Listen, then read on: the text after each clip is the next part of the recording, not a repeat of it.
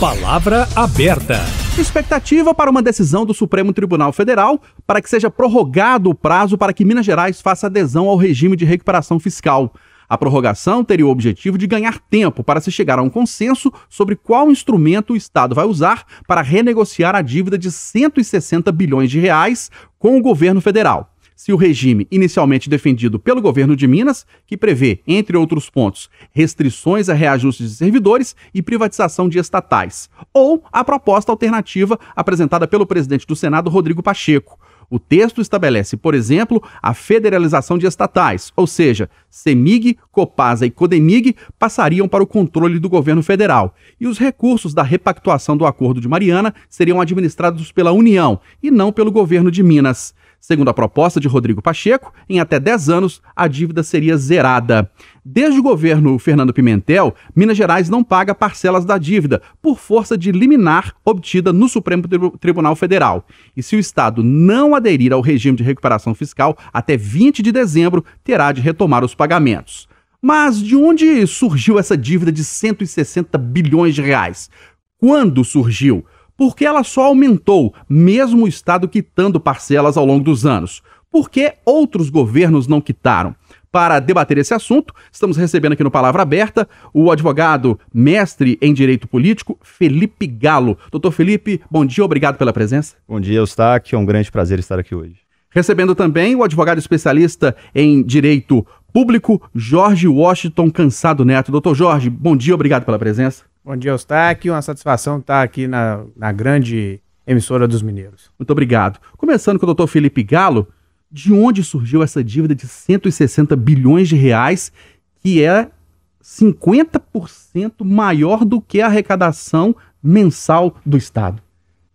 Essa dívida, na verdade, ela tem diversos fatores históricos, né? A gente primeiro precisa esclarecer que o endividamento de estados com a União, na verdade, é algo relativamente comum, né? O Estado, para a consecução de políticas públicas, ele precisa, às vezes, tomar empréstimos, contrair dívidas para, então, conseguir, sim, executar essas políticas. Essa dívida estratosférica, né, que ela ultrapassa 50% da receita corrente líquida do Estado, ela tem uma origem, assim, mais especificamente, no ano de 1998, quando o Estado ele chegou a extinguir e vender e privatizar diversos bancos estatais. E para isso, né, para conseguir fazer jus e o balanço fiscal desses bancos, ele acabou precisando contrair um empréstimo com a União.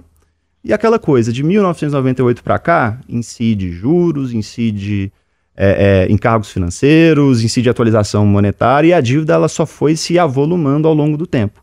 E isso explica um pouco qual que é o cenário de hoje, por que essa dívida chegou a esse patamar.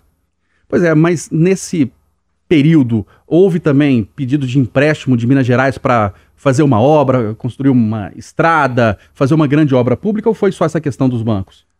É exatamente o que eu expliquei, né? Porque de fato a gente precisa, né, para o Estado, às vezes ele não tem o dinheiro em caixa para conseguir executar uma obra, né, para fazer uma obra. E ele acaba contraindo diversos outros empréstimos. E é natural que o Estado faça isso.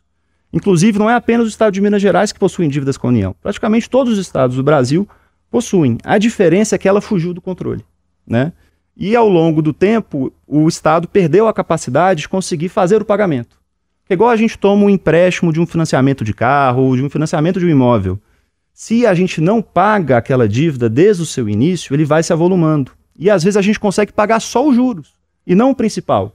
Que foi o que aconteceu. Minas Gerais, nesse período todo, só pagou os juros. Isso, e não pagou a dívida em si, por isso que ela foi crescendo. Exatamente.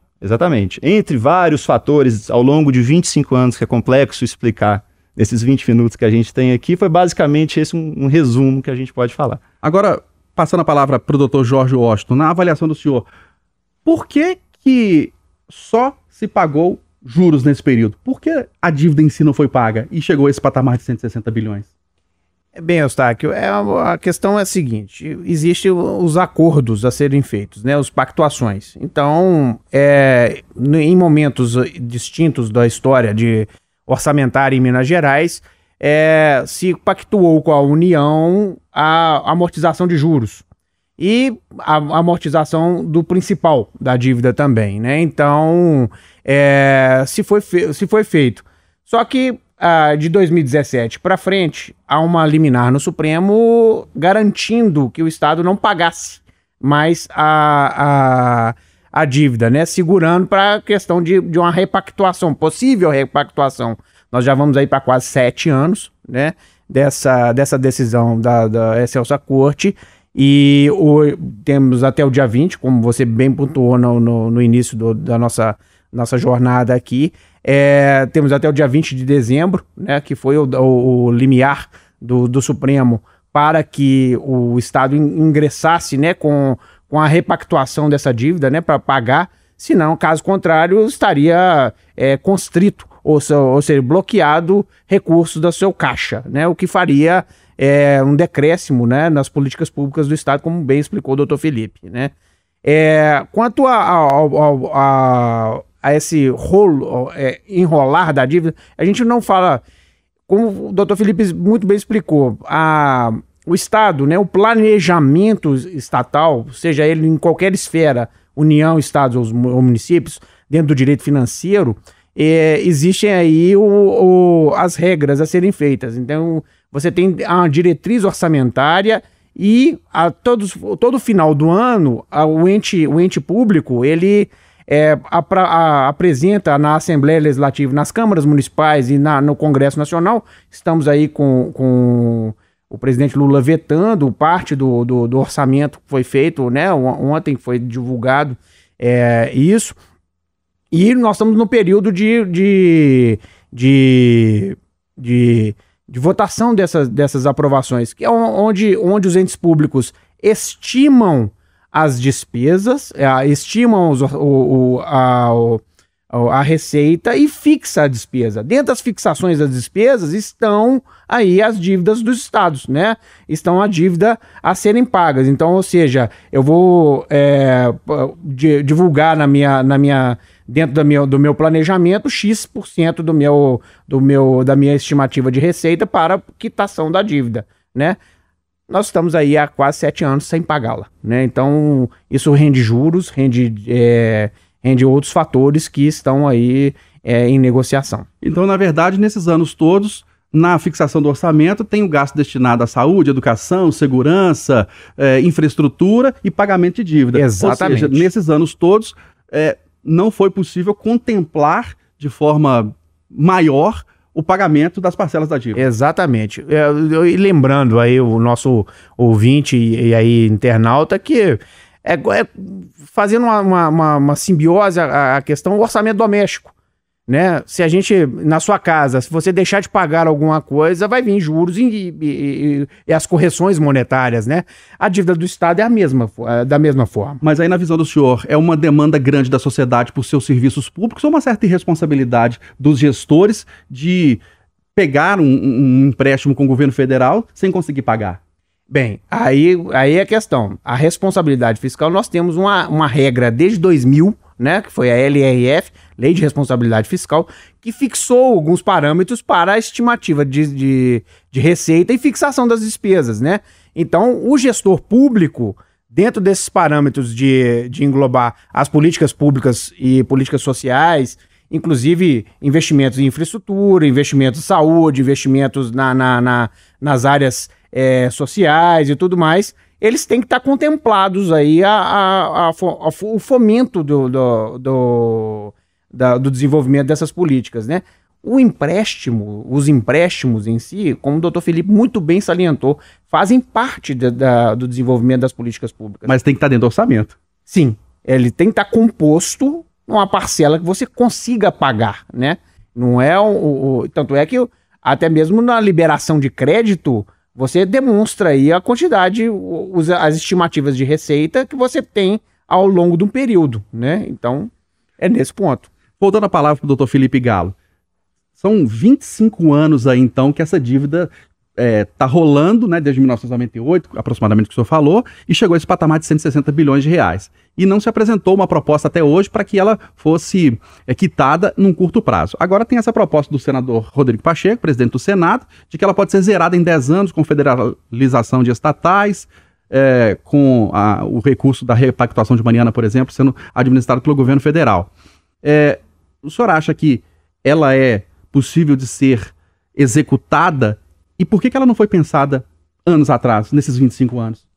O porquê não foi pensado, né? A gente sempre tem que pensar na cabeça do governante da época, né? A gente tem que pensar, né, igual a gente estava falando da questão orçamentária e financeira, de contração de empréstimos, né? O gestor público, por que ele vai contrair um empréstimo? Ele precisa de um dinheiro imediato para, às vezes, financiar uma obra, financiar uma política pública, que ele imagina que no futuro ele vai aumentar as receitas do Estado e do ente federativo através desse empréstimo.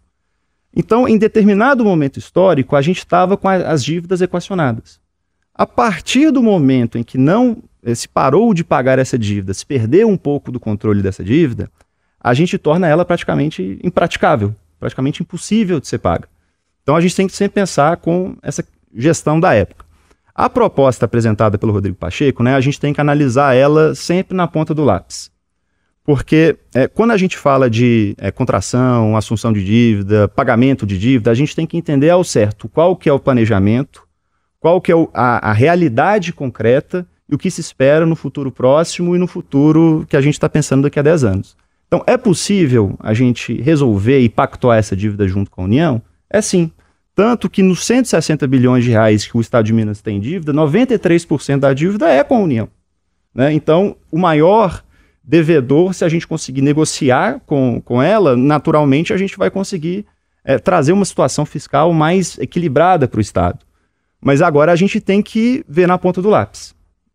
Pelo que a gente está acompanhando lá em Brasília, existe ainda uma fase muito inicial dessas negociações. A gente ainda precisa colocar na mesa todos os setores, o governo do Estado, a União, Poder Legislativo, Tribunais de Contas, Ministério Público, para de fato entender qual que é a proposta, qual que é a realidade dela e como conseguir de fato pactuar essa dívida.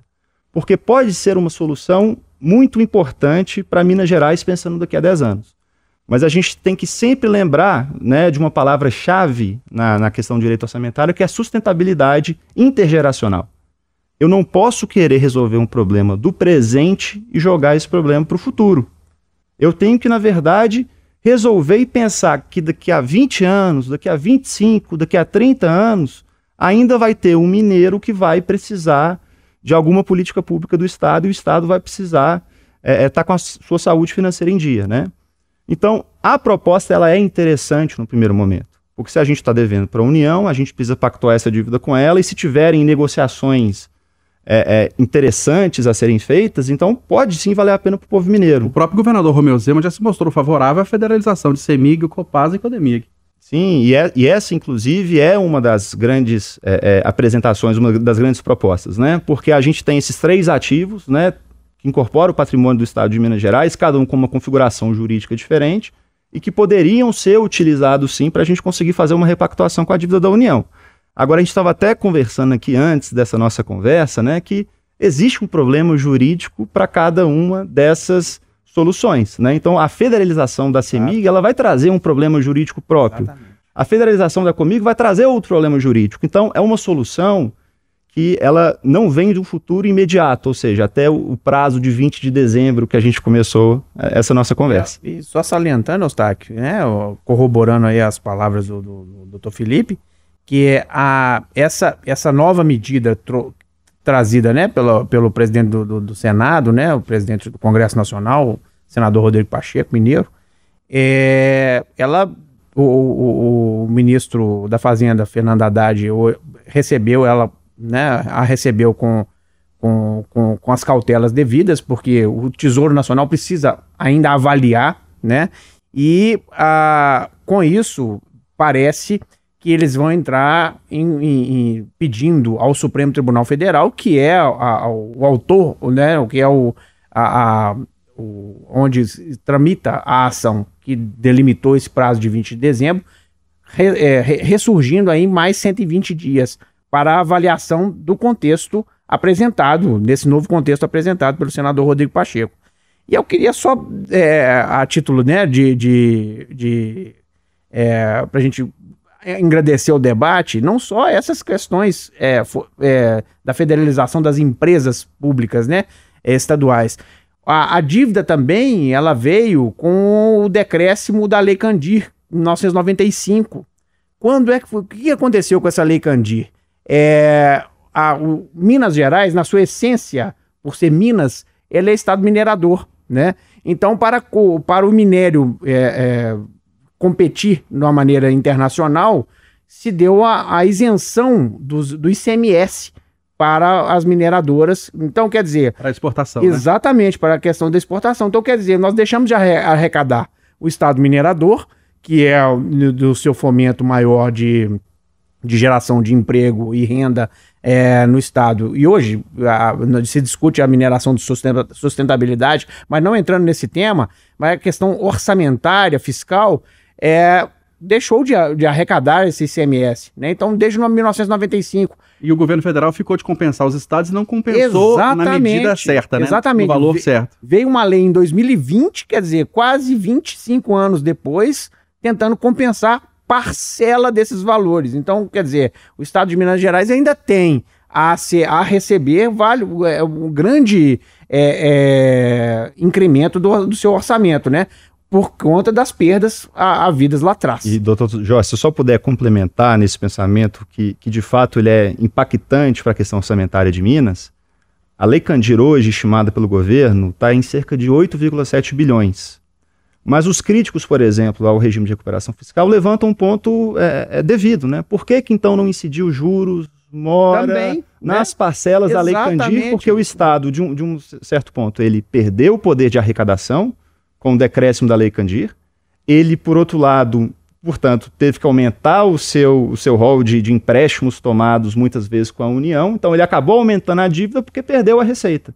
E quando vai compensar essa receita perdida, ela vem sem aplicação de juros, atualização monetária. Exato. E esse é um grande debate que é feito hoje, que de fato tem que ser levado mais a sério. Agora, para a gente até finalizar, doutor Felipe Galo, a gente está falando desse regime de recuperação fiscal, renegociação de dívida de Minas Gerais, e fala também do Rio de Janeiro, Rio Grande do Sul e Goiás, principalmente o Rio de Janeiro. Falam, lá não deu certo o regime de recuperação fiscal. E os outros 20 e tantos estados não estão devendo ao governo federal?